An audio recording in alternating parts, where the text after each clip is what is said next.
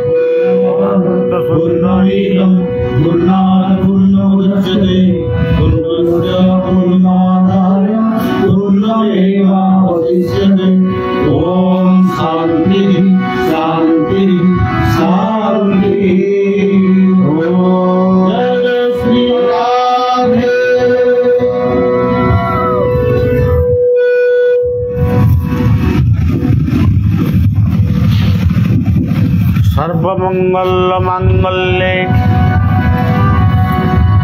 शिवे सर्वार्थ साधिके शरण्ये त्र्यंबके गौरी नारायणी नमोस्तुते। ओम ऐं ह्रीं क्लीं वीरजाय नमः। ओम ऐं ह्रीं क्लीं वीरजाय नमः। ओम हाड़फुटी पायाणि दिव्यै नमः। ह्रीं क्लीं श्रीं ऐं पायाणि दिव्यै नमः। ओम वैतरणी तीर्थाय नमः। ओम वैतरणी तीर्थाय नमः।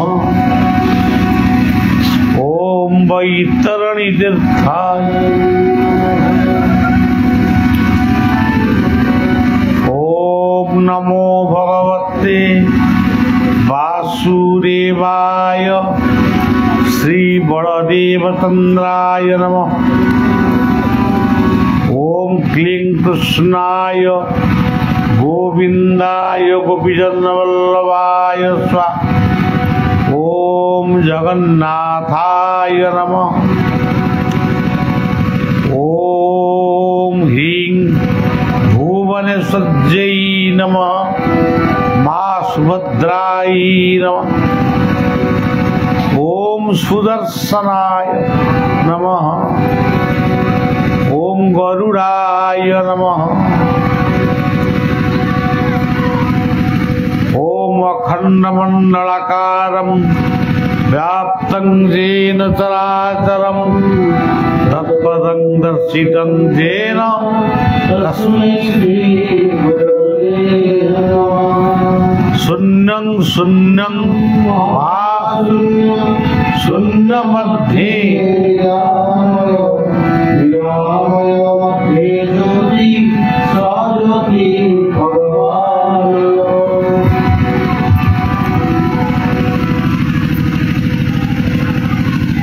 माँ हाड़फुटी बायाणी ग्राम्य देवी को माँ बिरजा को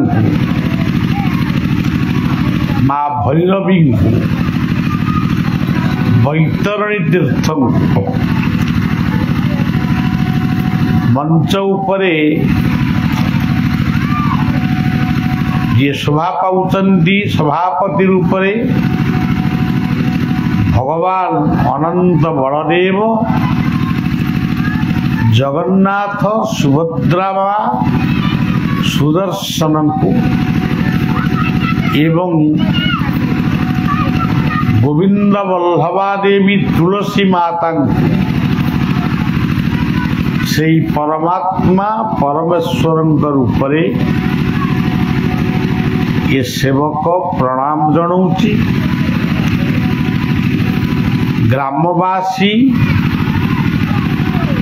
पंचायतर जेते ग्राम यही पवित्र जाजपुर जिला वैतरणी तटरे जेते ग्राम रही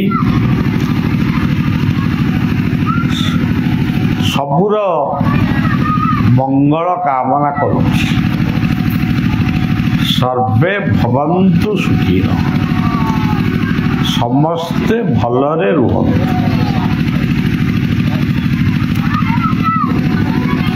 एति मंच उपरे ये सेवक को सहयोग करने जो माने संगीत वाद्य स्वर द्वारा आपण मान को आप्यायित करिवे सेमाने मध्य एठी अछंती तांको सेमानकु शुभेच्छा दउची। आम ଆମର ନିକଟସ୍ଥ ସଠିପୁର ଗ୍ରାମରେ ଅବସ୍ଥିତ, ସଠିପୁର ଛକ ନିକଟରେ ଅବସ୍ଥିତ ଯେଉଁ ଅନନ୍ତ ବଳିଆ ସେବାଶ୍ରମ, ତାର ଯିଏ ମୁଖ୍ୟ ପରିଚାଳକ ଭାବରେ ଅଛନ୍ତି ସେ ଯାଜପୁର ଜିଲ୍ଲାର ବରି ନୂଆ ଗାଁର ବଳଦେବ କ୍ଷେତ୍ରର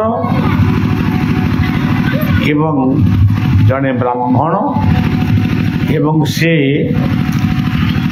ଏକବାନା ମଧ୍ୟ ନେଇଛନ୍ତି ବୈଷ୍ଣବ ରୂପରେ।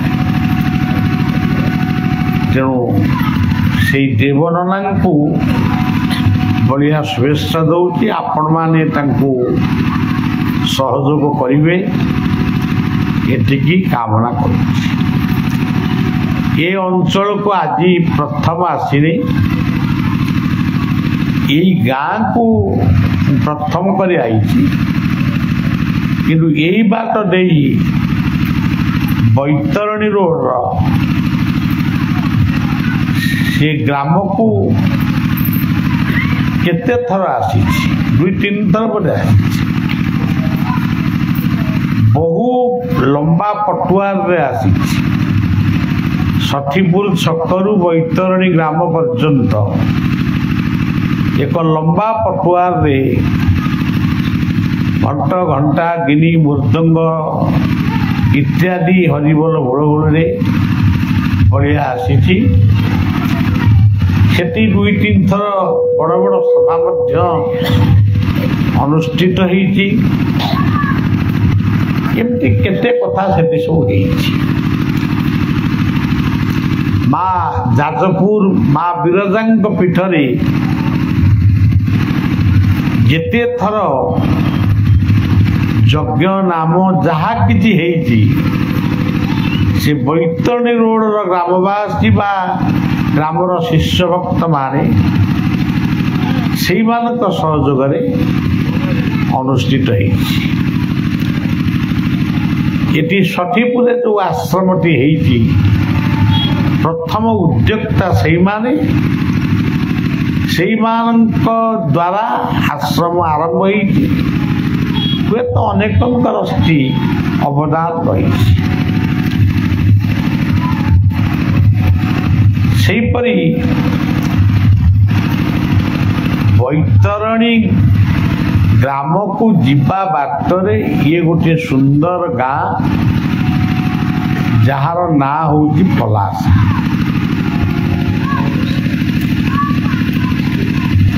ମଞ୍ଚ ଉପରେ ବିଦ୍ୟମାନ ହେଇଛନ୍ତି ଚତୁର୍ଦ୍ଧାମୂର୍ତ୍ତି ଭଗବାନ ବଳଦେବ, ଜଗନ୍ନାଥ, ସୁଦର୍ଶନ। ମୋର ମାନସ ଗୁରୁ ଶ୍ରୀ ଶ୍ରୀ ଠାକୁର ନିଗମାନନ୍ଦଙ୍କର ପ୍ରତିନିଧି ଭାବରେ ମୁଁ ଯାହାଙ୍କୁ ଜୀବନକୁ ସମର୍ପିତ କରିଛି, ସେଇ ଗୁରୁ ସଦ୍ଗୁରୁ ନାମାଚାର୍ଯ୍ୟ ବାବା ବାୟାଙ୍କର ଶ୍ରୀ ବିଗ୍ରହଟିକୁ ଆପଣମାନେ ସ୍ଥାନ ଦେଇଛନ୍ତି। ସେଥିପାଇଁ ଆପଣମାନଙ୍କୁ ସାଧୁବାଦ ଜଣାଉଛି। ମଞ୍ଚ ଉପରେ ବାବା ବାୟାଙ୍କର ଫଟୋଚିତ୍ର ଥିଲାବେଳେ ଗ୍ରାମର ଠାକୁରାଣୀଙ୍କର ନାମ ହେଉଛି ବାୟାଣୀ। ତେଣୁ ଇଏ ସବୁ ଗୋଟେ ଅପୂର୍ବ ସଂଯୋଗ। ସୁଯୋଗ ନ ଆସିଲେ ବା ସେଇଭଳି ଅମୃତ ଯୋଗ ନ ଆସିଲେ ଏସବୁ କଥାର ମାନେ ସଂଯୋଜନା ହେଇପାରିବ ନାହିଁ। ଗ୍ରାମ ହେଉଛି ଗୋଟିଏ ପୃଥିବୀ ଯଦି ଗୋଟେ ବିରାଟ ଅଞ୍ଚଳ ହୁଏ, ଏ ବିରାଟ ପୃଥିବୀର ପ୍ରତ୍ୟେକ ଗ୍ରାମ ହେଉଛି ଗୋଟିଏ ଗୋଟିଏ ବିନ୍ଦୁ। ବେଦରେ ମଧ୍ୟ କୁହାଯାଇଛି ବିଶ୍ୱଂ ପରିପୃଷ୍ଣଂ ଗ୍ରାମେସ୍ମିନ୍ ଅନାଥ। ବିଶ୍ୱର ଆତ୍ମା ଗାଁରେ ରହିଛି।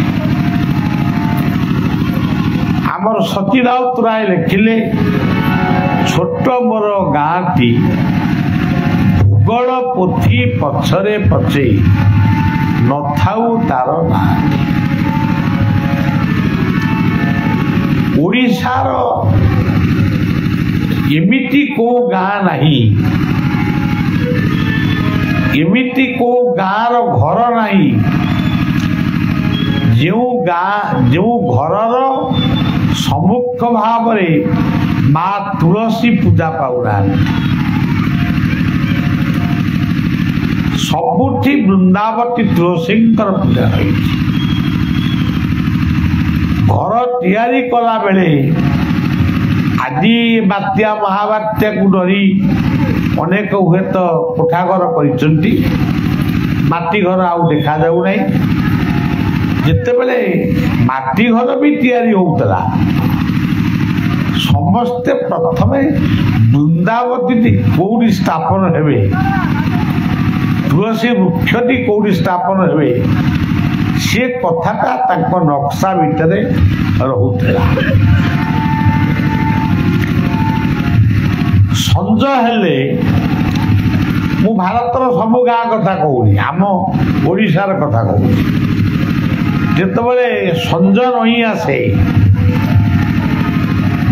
ସେତେବେଳେ ଗାଁର ନବବଧୂ ବା ଗାଁର ଝିଅ ବୋହୂ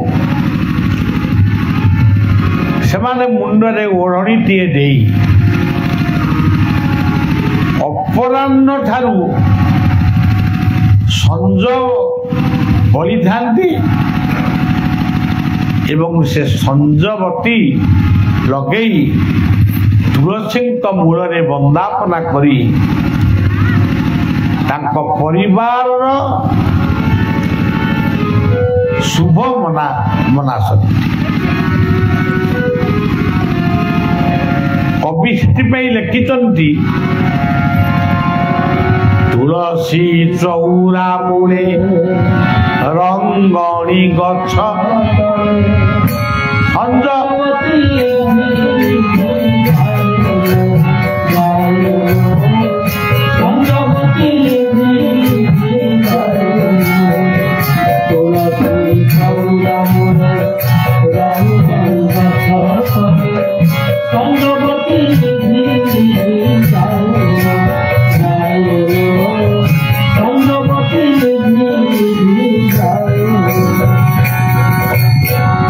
ଓଡ଼ିଶାର ପ୍ରତ୍ୟେକ ଘରେ ଯେମିତି ତୁଳସୀ ପୂଜା ପାଆନ୍ତି, ସେମିତି ଆଉ ଗୋଟିଏ କଥା ପ୍ରତ୍ୟେକ ଗାଁରେ ଥିଲା।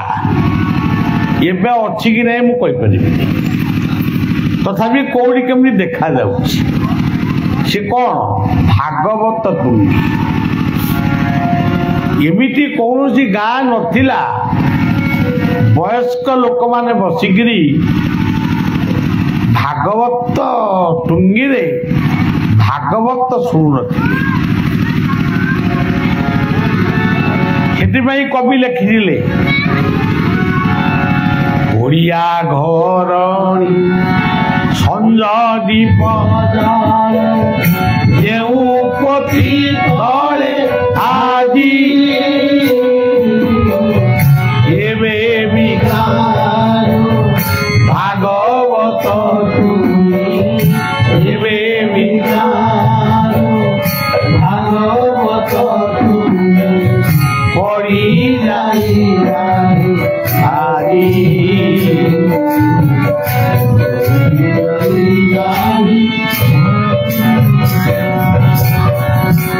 ଏବେ ବି ଅନେକ ଗାଁରେ ଭାଗବତ ଟୁଙ୍ଗି ଅଛି। ଯଦି ବି ଭାଗବତ ଟୁଙ୍ଗି ନାହିଁ, ଏମିତି ଗୋଟେ ଲୋକ କେହି ଗାଁରେ ନାହାନ୍ତି ଯାହା ପାଟିରେ ଭାଗବତର ଗୋଟା ଦିଟା ପଦ, 3-4ଟା ଖଣ୍ଡେ ପଦ ତା ପାଟିରେ ନାହିଁ। ସେ ନିଶ୍ଚୟ ଭାଗବତର କିଛି ପଦ ସେ କହିବ। ତୁଳସୀ ଭାଗବତ ଗାଦି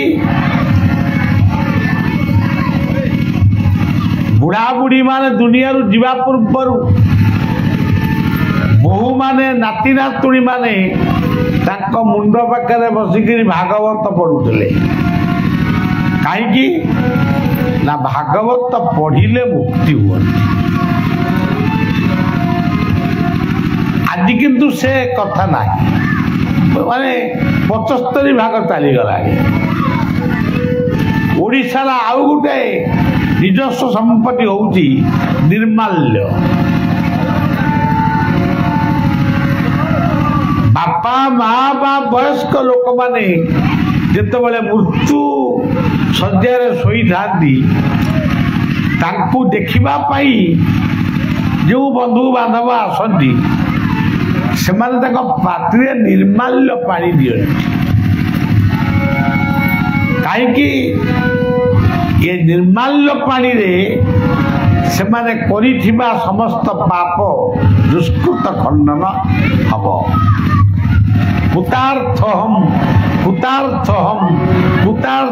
ନ ସଂଶୟ ଦେବ ଦେବ ଜଗନ୍ନାଥ ତବ ନିର୍ମାଲ୍ୟ ଭକ୍ଷଣା। ଆଉ ଗୋଟେ କଥା କହିବି, ଗୋଟେ ଗାଁରେ ଅଛି ମାନେ ଗାଁ କଥାଟା କହିବା।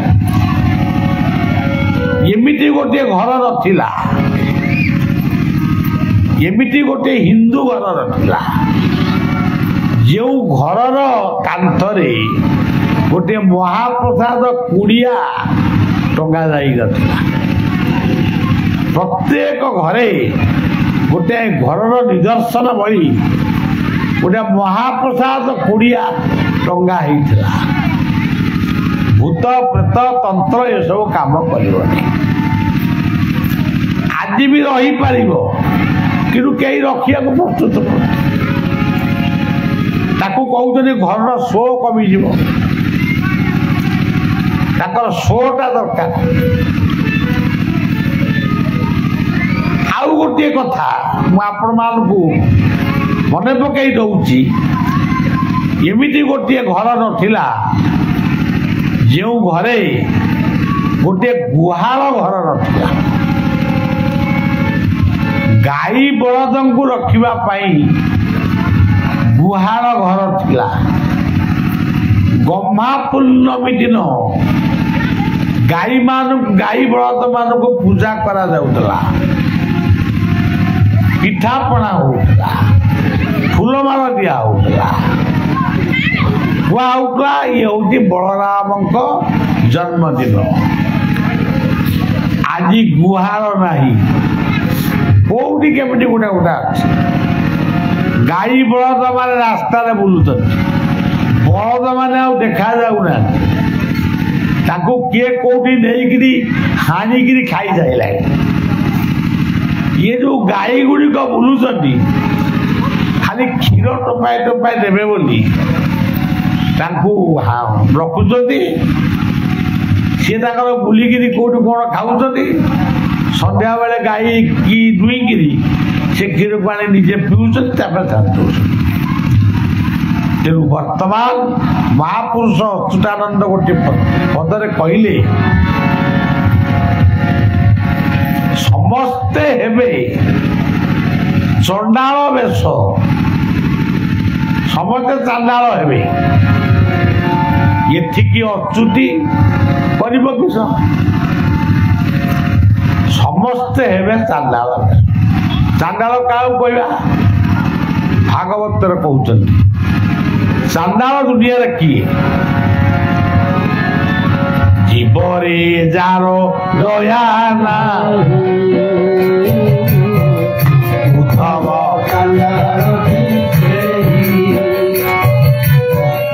ଜୀବରେ ଯାର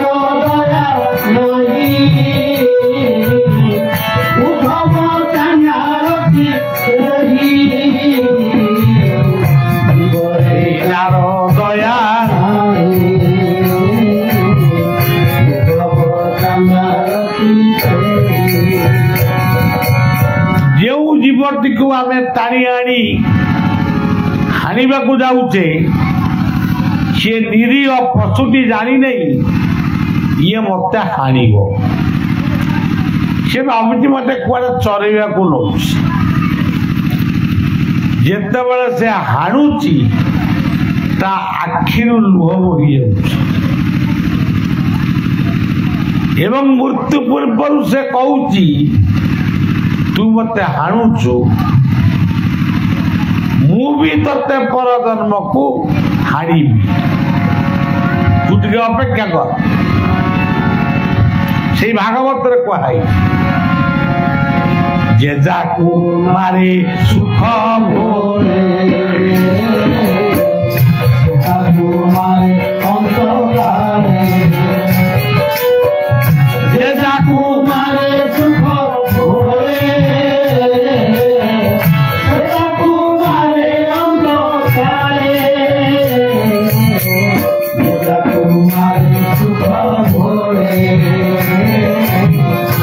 ତାକୁ ମାରେ ଅନ୍ତକାରେ। ଜଣେ ରାଜା ରାଜ୍ୟ ଶାସନ କରିବେ ବୋଲି ବହୁତ ଦିନ, ସେଥିପାଇଁ ସେ କାଳୀଙ୍କ ଆଗରେ ମା କାଳୀ ହଉଛନ୍ତି ଜ୍ଞାନମୟୀ, ତନ୍ତ୍ରମୟୀ ନୁହନ୍ତି। ମା କାଳୀ କରାଳି ନୁହନ୍ତି। ଆମର ସବୁ ଭୁଲ ଧାରଣା। ତେବେ କିଛି ଭାବନ୍ତି ଇଏ ବଳି ଖାଆନ୍ତି, ସେ କାହିଁ ବଳି ଖାଇବେ? ଆମେ ତାଙ୍କ ନାଁରେ ବଳି ଖାଉଛୁ, ଶିବଙ୍କ ନାଁରେ ଆମେ ଗଞ୍ଜେଇ ଖାଉଛୁ। ଶିବ ଗଞ୍ଜେଇ ଖାଆନ୍ତି।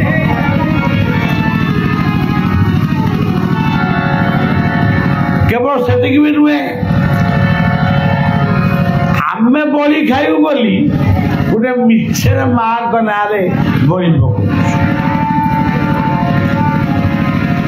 ମୁଁ ମନକୁ କିଛି କହୁନି, ସବୁ ଭାଗବତରୁ କହୁଛି। କେବଳ ଯଜ୍ଞେ ପଶୁ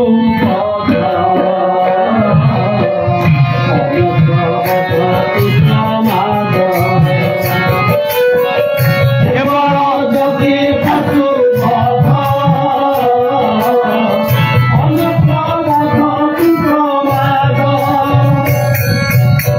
ଏମିତି ଯୋଉ ଟିକେ ଟିକେ ଘଟଣା ଥିଲା ତାକୁ ଆମେ ସବୁ ବଢେଇ ଟୁଳେଇକି କରିଦେଲୁ, ଟାଣି ଟୁଳିକି। ତେଣୁ ସଜ୍ଜନ ସେ ରାଜା ଆହୁରି ବହୁତ ଦିନ ରାଜୁତି କରିବେ ଏଇ ଭାବନାରେ ସେ ଜଣେ କାପାଳିକ ତାନ୍ତ୍ରିକ ପାଖକୁ ଗଲେ। ଏଠିକି ଗାଁର ଅଧିବାସୀ ମାନେ ମନେ ରଖନ୍ତୁ, କାପାଳିକ ତାନ୍ତ୍ରିକ ମାନଙ୍କ ଦୁଆର ମୁହଁକୁ ଯିବେନି। ତନ୍ତ୍ର ଶିକ୍ଷା କରିବେ ନାହିଁ। ତନ୍ତ୍ର ଦ୍ୱାରା କାହାର ଅପକାର ବି ଚିନ୍ତା କରିବେ। ଏଇ ଯୋଉ ବାବା ବସିଛନ୍ତି ବାୟା, ସେ ଗୋଟିଏ ପଦରେ ମତେ ଥରେ କହିଥିଲେ ଯେ ପାଞ୍ଚେ ପରର ମନ୍ଦ ତା ମନ୍ଦ ଶ୍ରୀମନ୍ତ୍ରୀ ଯେ ପାଞ୍ଚେ ପର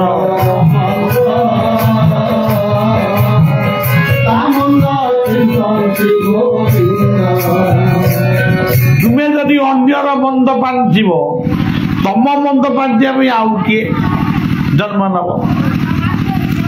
ମନ୍ଦ ପାଞ୍ଚିବନି, ବରଂ ତାକୁ ସଦବୁଦ୍ଧି ଦିଅ ବୋଲି କହିବ। ଆଚ୍ଛା, ସଜ୍ଜନ କ'ଣ ହେଲା?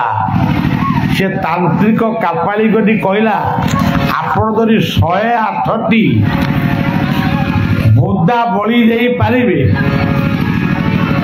ତାହେଲେ ଆପଣ ଅନେକ ଦିନ ରାଜ୍ୟ ଶାସନ କରିବେ। ଆଉ ଇଏ ସବୁଠୁ କ'ଣ କଲେ? ରାଜାଠୁ ପ୍ରଜାମାନଙ୍କୁ ଜଣେଇଲେ, ସବୁ ବୋଦା ଗୋଟେ ଗୋଟେ ଆଣ, କାଳୀଙ୍କ ପାଖରେ ବଳି ପଡ଼ିବ। ବୋଦା ସବୁ ଆସି ଗଦା ହେଲେ। 108 ବୋଦା ହଉ 1008 ବି ହେଲେ। ଯୋଉଗୁଡ଼ାକ ରୋଗଣା ଫୋଗଣା ଥିଲେ, ଅତି ବୁଢ଼ା ବୁଢ଼ା ହେଇଯାଇଥିଲେ, ତାକୁ ବିଦା କରିଦେଲେ। ଏଗୁଡ଼ାକ ସାଧ୍ୟ। ଏଇ ଭଲ ବୋଦା ଗୁଡ଼ାକୁ ହାଡ଼ ଗୋଟିକ ପରେ ଗୋଟିଏ ହାଣିଲେ। ରାଜା ତାଙ୍କ ରାଜା ହେଇ କିଛି ଦିନ ରହିଲେ, ତାପରେ ସେ ମଲେ। ଠିକ ତାର କିଛି ଦିନ ପୂର୍ବରୁ ସେଇ ରାଜ ସିଂହାସନରେ ସେଇ ରାଜାଙ୍କର ଜଣେ ପୁତ୍ର ସେ ରାଜ ସିଂହାସନରେ ବସେ। ତାଙ୍କ ବାପାଙ୍କ ଠାରୁ ସେ ଶିଖିଛନ୍ତି ବୋଦା ବଳି ଦେଲେ ବହୁତ ଦିନ ରାଜୁତି କରିବେ। ଏତିକି କଥା ମନେ ରଖନ୍ତୁ। ଏଇଠି ବାପ ମା ମାନେ ଯଦି ଭଲ ବାପା ଭଲ ମା ନ ହେବେ, ତାଙ୍କ ପିଲାମାନେ ବି ଭଲ ହେବେନି। ଖାଲି ପିଲାମାନଙ୍କୁ ଦୋଷ ଦେଇ ଲାଭ କ'ଣ? ବାପା ଯଦି ଗଞ୍ଜେଇ ଟାଣିବେ, ପୁଅ ନିଶ୍ଚୟ ଲୁଚିକିରି ଟାଣିବା ଆରମ୍ଭ କରିବ। ତେଣୁ ଇଏ ସମାଜ ଆଜି ଚାହୁଁଛି ଭଲ ବାପା ଭଲ ମା, ଭଲ ପୁଅ ଭଲ ଝିଅ, ଭଲ ଶାଶୁ ଭଲ ବୋହୂ। ତା ଯଦି ନହବ ତାହେଲେ ଆମ ଘର ସଂସାର ବିଗିଡ଼ିଯିବ। ତେଣୁ ରାଜାଙ୍କର ପୁଅ ସିଏ ମଧ୍ୟ ମାନେ ଜଣେଇଲେ, ମୁଁ 108ଟି ବଳି ପକେଇବି, ବୋଦା ଆଣ। ବୋଦା ଯାକ ବି ଆଇଲେ। ଯେତେବେଳେ ପ୍ରଥମ ବୋଦାଟିକୁ ଫୁଲମାଳ ଦେଲେ, ଚନ୍ଦନ ଦେଲେ, ସିନ୍ଦୁର ଦେଲେ, ଆଉ ନିଜେ ବି ଗୋଟେ ଫୁଲମାଳ ପକେଇ ଯିଏ ହାଣିବ ସିଏ ବି ଅପୂର୍ବ ବେଶ ହେଇ ଗୋଟେ ଖଣ୍ଡା ଧରି ଯେତେବେଳେ ସେ ବୋଦାକୁ ହାଣିବାକୁ ଗଲା, ସେ ବୋଦା ମଣିଷ ଭଳିଆ ହସିଲା। ତାକୁ ଭାରି ଡର ମାଇଲା। କହିଲା ଇଏ କ'ଣ ଛେଳି ବୋଦାଟା, ଇଏ କ'ଣ ମଣିଷ ଭଳିଆ ହସୁଛି? ପଚାରିଲା, ଆରେ ବୋଦା, ତୁ ତ ଛେଳି ବୋଦା, ତୁ ମଣିଷ ଭଳି ହସୁଛୁ କେମିତି? ସେ ଛେଳି ବୋଦା ସିଏ ମେ ମେ ଶବ୍ଦରେ ନ କହି ମଣିଷ ଭଳିଆ କହିଲା। କହିଲା ଏ ଘାତକ, ଆଙ୍କରି ବାପା ଏଇ ରାଜପୁତ୍ରଙ୍କର ବାପା ଆମରି ଭଳି ବୋଦାଙ୍କୁ 108 ବୋଦାଙ୍କୁ ବଳି ଦେଇଛି। ମୁଁ ତା ଭିତରେ ପ୍ରଥମ ବୋଦା ଥିଲି। ମୁଁ ମଧ୍ୟ 108 ଥର 107 ଥର ହଣା ହେଇ ସାଇଲେଣି। ଆଜି ଏଇ ରାଜା ମତେ ହାଣିବ ତୋ ଦ୍ୱାରା। ଆଜି ମୋର ସେ ଦୁଷ୍କୃତ ଯିବ, ମୁଁ ପୁଣି ଗୋଟେ ଭଲ ମଣିଷ ହେଇ ଇଏ ସମାଜରେ ବଞ୍ଚିବି। ଘାତକ କହିଲା, ବୋଦା ତୁ ମାନେ ତୁ ତାହେଲେ ଗଲା ପରେ ପୁଣି ଭଲ ମଣିଷ ହବୁ? ମୁଁ ଭଲ ମଣିଷ ହେବି? ସେ ଯୋଉ ରାଜାଟି ମତେ ହାଣୁଛି ସିଏ ପୁଣି ମୋରି ଭଳିଆ ବୋଦାଟିଏ ହିଁ ଜନ୍ମ ହବ। ରାଜା ଯେତେବେଳେ ଶୁଣିଲେ ବୋଦା ଛେଳି ଏଇଆ କହୁଛି, ସିଏ ବୋଦାକୁ ଯାଇ ଦଣ୍ଡବତ କଲେ। କହିଲେ ମୋର ରାଜା ହବା ଦରକାର ନାହିଁ, ମୁଁ ଜଙ୍ଗଲକୁ ଯିବି, ବାବାଜୀ ହେବି, ମୁଁ ଦରକାର ନାହିଁ, ମୁଁ ଜୀବ ହତ୍ୟା କରିବି ନାହିଁ। ସେଥିପାଇଁ କୁହାଗଲା, ଜୀବରେ ଯାର ଦୟା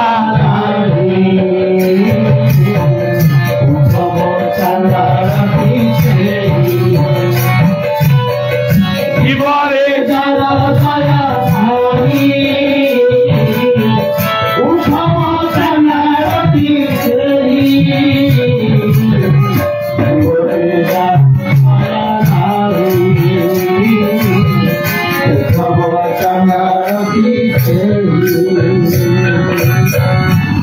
ଭଲ ମନର ମଣିଷ ହୁଅ। ମୋର ଯୁବକ ମାନଙ୍କୁ ମୁଁ ବିଶେଷ ଭାବରେ କହିବାକୁ ଚାହେଁ,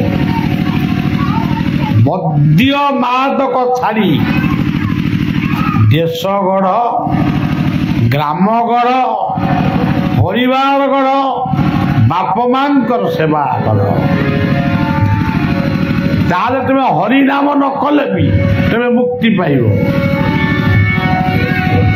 ହରିଙ୍କ ପାଖରେ ପହଞ୍ଚିବ।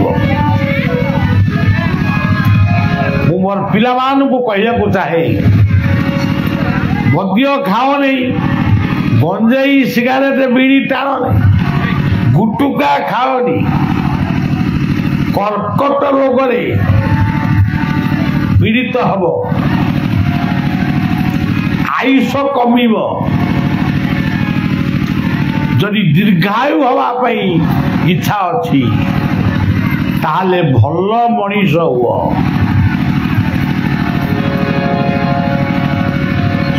ସଜ୍ଜନ, ଇଏ ହଉଛି ଭାଗବତର କଥା।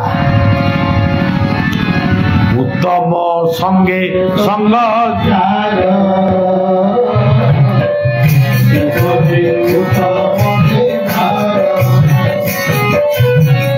উত্তম সঙ্গে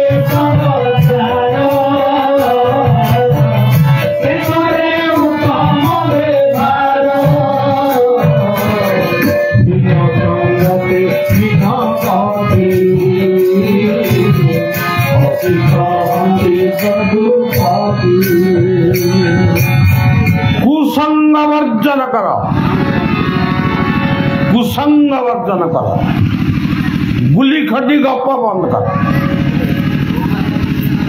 ভাল পুଅ ହୁଅ, ଭଲ ଝିଅ ହୁଅ, ଦେଶର ସେବା କର, ପରିବାରର ସେବା କର।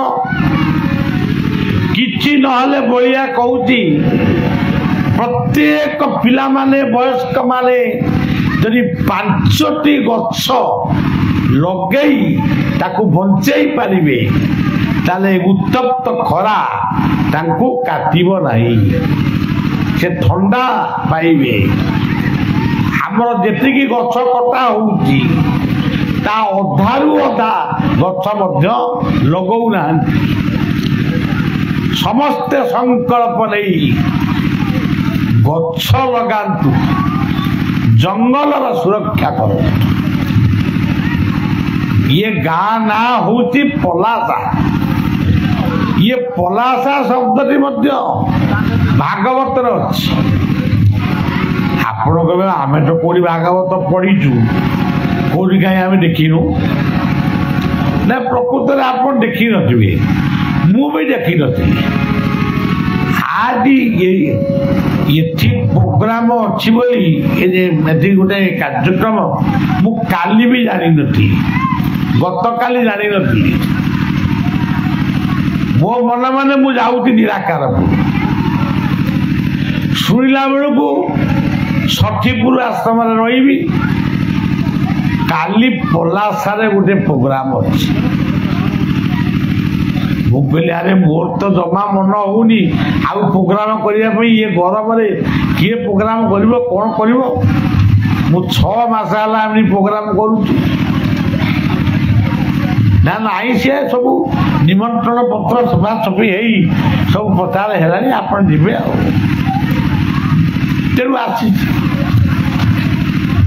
ନିମନ୍ତ୍ରଣ ପତ୍ରଟି। ଯେତେବେଳେ କହିଲି ଆରେ ବାବା ନିମନ୍ତ୍ରଣ ପତ୍ରଟା କ'ଣ ଛପା ହେଇ ଟିକେ ଆଣିଲ? ନିମନ୍ତ୍ରଣ ପତ୍ର ଲେଖା ହେଲା, ଦେଖିଲା ବେଳକୁ ସେଥିରେ ଲେଖା ହେଇଛି ଗୀତା ଜଗନ୍ନାଥଙ୍କ ଆଲୋଚନା ଚକ୍ର, ଏମିତି ଲେଖା ହେଇଛି ଗ୍ରାମ ପଲାସା। ଆଉ ଆରେ ଇଏ ତ ପଲାସାର ଭାଗବତ ପଦଟା, ଆଉ ଭାଗବତ କଥାଟା କ'ଣ ଲେଖିଛନ୍ତି? ଆଉ ସେଇଠି ଭାଗବତ କହିବା। ଆଉ ଆପଣମାନେ ସମସ୍ତେ ପଢ଼ନ୍ତି ନମୋ ନୃସିଂହ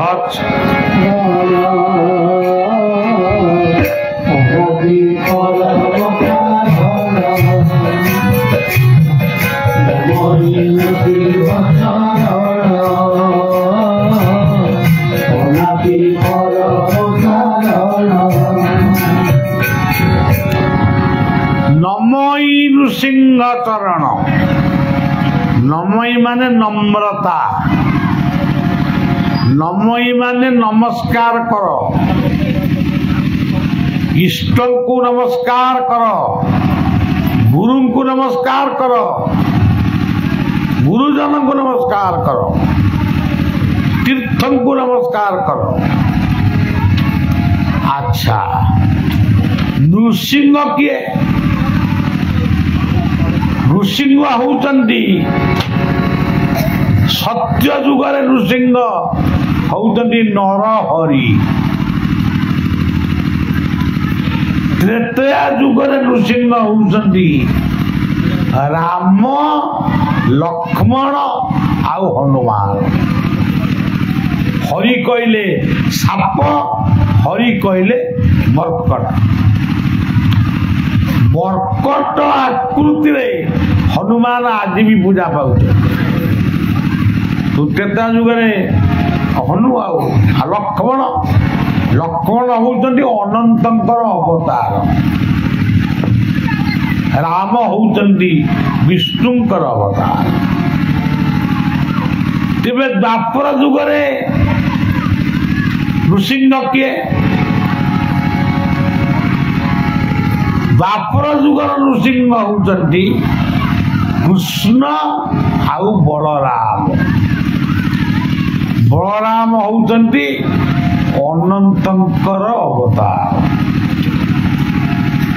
ଆମେ ସିନା ବଳରାମଙ୍କୁ ବେଶୀ ଡାକୁନୁ, ଖାଲି କହିଦଉ ସେ ଜଗନ୍ନାଥଙ୍କ ବଡ଼ ଭାଇ। ତମେ କ'ଣ ଦେଖିଛ ଜଗନ୍ନାଥଙ୍କ ବଡ଼ ଭାଇ କେତେବେଳେ ଜନ୍ମ ହେଲେ କୋଉ ମେଡିକାଲ ଦେଖିଛ? ଏଠି ଯୋଉ ବଳଦେବଙ୍କର ମୂର୍ତ୍ତି ଆପଣମାନେ ରଖିଛନ୍ତି, ଇଏ ହଉଛନ୍ତି ସ୍ୱୟଂ ଅନନ୍ତ, ଇଏ ହଉଛନ୍ତି ସ୍ୱୟଂ ଶିବ। ଯେତେବେଳେ ଜଗନ୍ନାଥଙ୍କ ରତ୍ନ ସିଂହାସନରେ କେବଳ ପୂଜା ପାଉଥିଲେ ଜଗନ୍ନାଥ, ଆଉ କେହି ନଥିଲେ। ସେଇ ଜଗନ୍ନାଥ କୋଉ ରୂପରେ ପୂଜା ପାଉଥିଲେ? ନୀଳମାଧବ ରୂପରେ। ନୀଳମାଧବಂ ନୀଳ ସୁନ୍ଦରಂ ଜଗନ୍ନାଥ। ନୀଳମାଧବಂ ନୀଳ ସୁନ୍ଦରಂ ଜଗନ୍ନାଥ ସ୍ୱାମୀ ଆନନ୍ଦ। ନୀଳମାଧବಂ ନୀଳ ସୁନ୍ଦରମ୍ ଜଗନ୍ନାଥ ସ୍ୱାମୀ ଆନନ୍ଦ। ନୀଳମାଧବಂ ନୀଳ ସୁନ୍ଦରମ୍ ଜଗନ୍ନାଥ ସ୍ୱାମୀ ଆନନ୍ଦ। ନୀଳମାଧବಂ ନୀଳ ସୁନ୍ଦରମ୍ ଜଗନ୍ନାଥ ସ୍ୱାମী ଆନନ୍ଦ। ଜଗନ୍ନାଥ ପୂଜା ପାଉଥିଲେ ନୀଳମାଧବ ରୂପରେ। ସେ କଥା ଗପିଲେ ପୁଣି ଘଣ୍ଟାରେ ଲାଗିବ। ଆଚ୍ଛା, ସେଟା କହିବାନି, ଖାଲି ସଂକ୍ଷିପ୍ତରେ କହିବା। ଯୋଉଠି ଆଜି ବଳଦେବ ପୂଜା ପାଉଛନ୍ତି, ସେଠି ପୂଜା ପାଉଥିଲେ ଶିବ।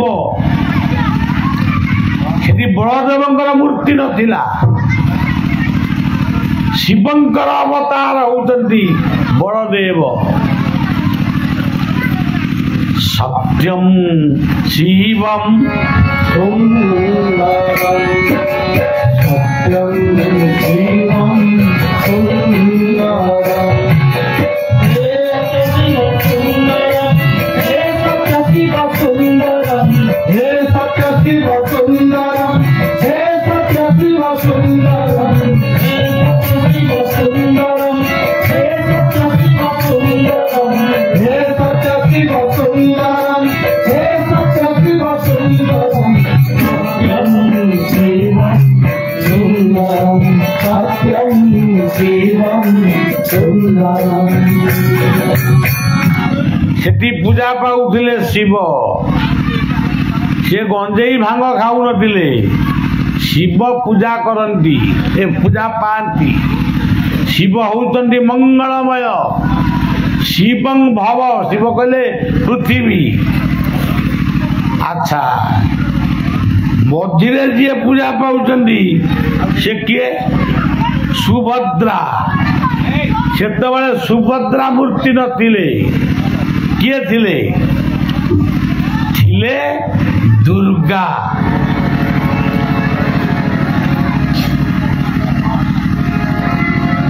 যা দেবী সর্বভূতেষু মাতৃরূপেণ সংস্থিতা নমস্তস্যৈ নমস্তস্যৈ নমস্তস্যৈ নমো নমঃ।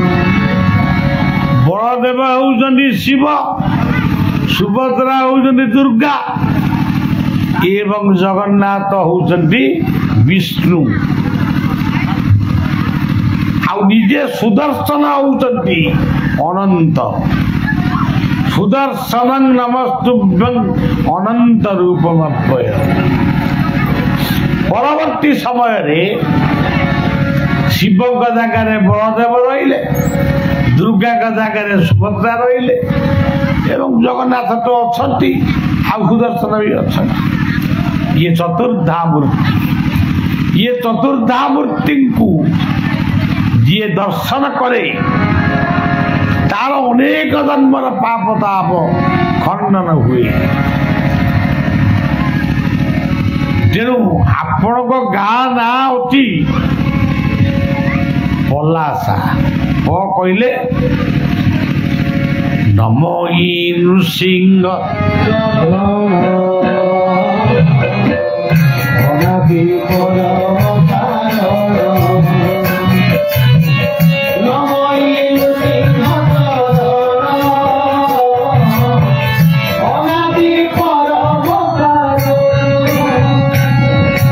ସକାଳୁ ଉଠିବେ, ବିଛଣାରେ ବସିବେ, ମୁହଁ ଧୋଇ ନଥିବେ, ହୃଦୟକୁ ଧ୍ୟାନ କରିବେ, କେବଳ କହିବେ ଓମ୍ ପରମାତ୍ମନେ ନମଃ। ପୁଣି ରାତିରେ ଶୋଇବାକୁ ଯିବେ, ବିଛଣାରେ ବସିବେ, ହୃଦୟକୁ ଚିନ୍ତନ କରି କହିବେ ଓମ୍ ପରମାତ୍ମନେ ନମଃ। এই যে নৃসিংহ কথা কইলি দ্বাপর যুগ দেখা কইছি নাই, তাপর যুগটা আছে কলি যুগ। এই যুগটা এটি কিଏ নৃসিংহ?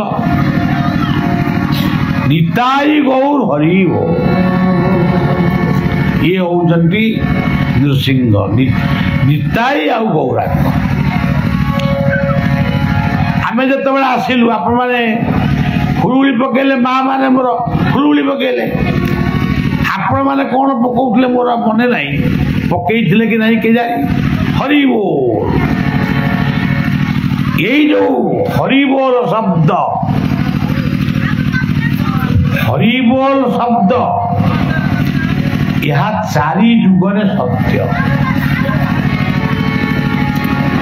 ସତ୍ୟରେ ନର ହରି, ତ୍ରେତୟାରେ ରାମ ହରି, ହରି କହିଲେ ହନୁମାନ, ଦ୍ୱାପରରେ ରାଧା ହରି, ହରି କହିଲେ କୃଷ୍ଣ, ଏବଂ କଳି ଯୁଗରେ ନିତାଇ ଗୌର ହରି। ଗଲା ଆମ ମୁକ୍ତି ମୋକ୍ଷ ସବୁ ପାଇଲୁ। ଆଉ ତେଣୁ ସଜ୍ଜନ ଏଠି କୁହାଯାଇଛି ନମୋ ଇ ନୃସିଂହ ଚରଣ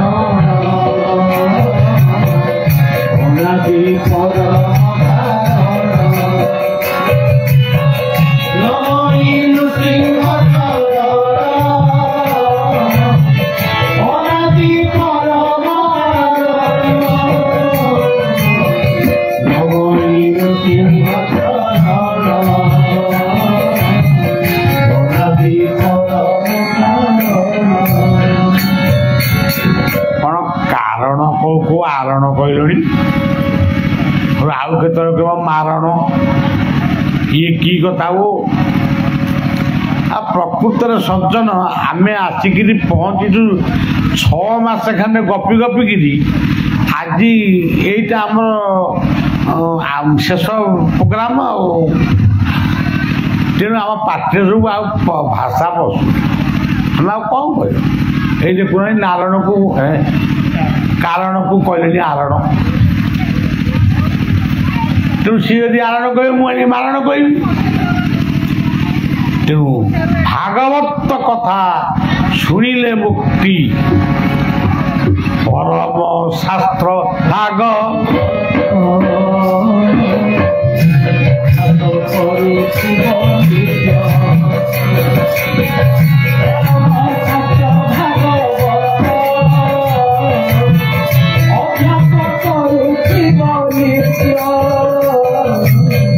পরম শাস্ত্র ভাগ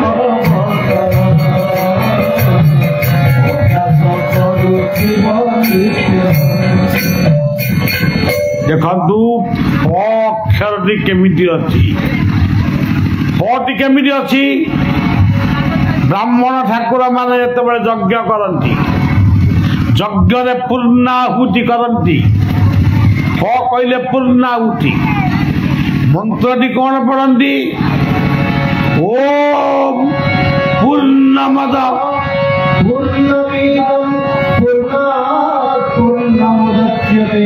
ପୂର୍ଣ୍ଣସ୍ୟ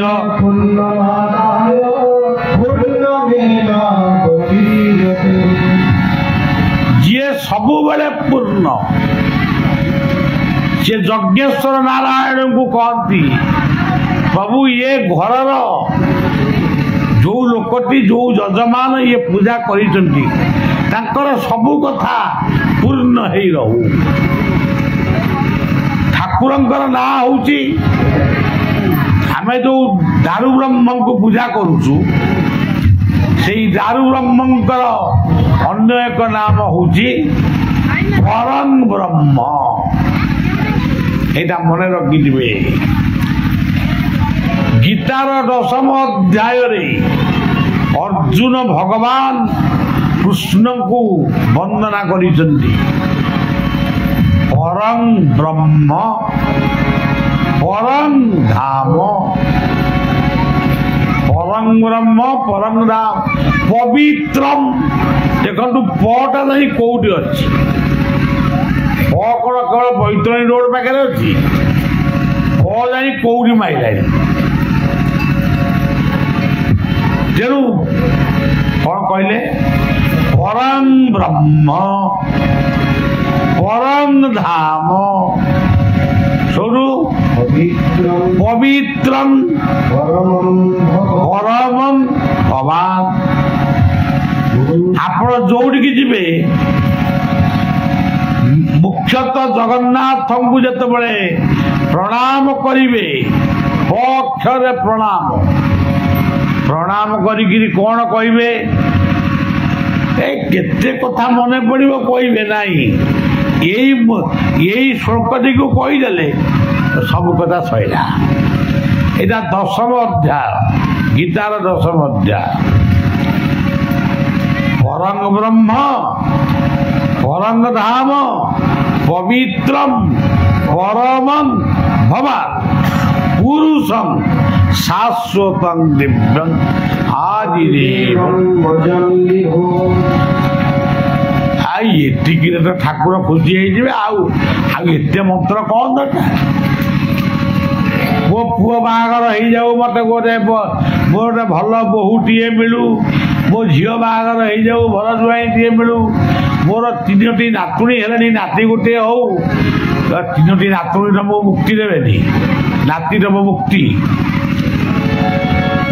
ଆଉ ମୋର ସେ ଅମୁକ ହେଇଯାଉ, ଢମକ ହେଇଯାଉ, ନା ନା, ଏସବୁ କଥା କିଛି କହିବା ଦରକାର ନାହିଁ। ଏଇ ଶ୍ଳୋକଟିକୁ କହିବେ। 10 ନମ୍ବର ଶ୍ଳୋକ, এইটা গীতার 10ম অধ্যায়ের 12 নম্বর শ্লোক মনে রাখবে।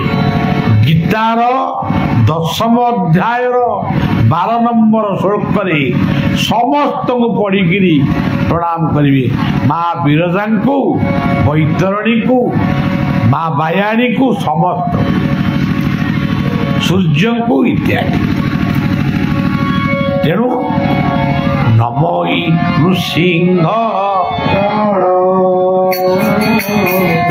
অনাদি পরম কারণ।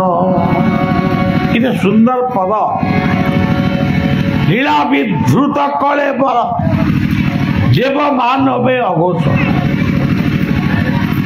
মায়া সংসারে যার লীলা জানাম হব জলে হেলা যে নামকু স্মরণ কলে জপ কলে ভজন কলে আপন উদ্ধার পাইবে।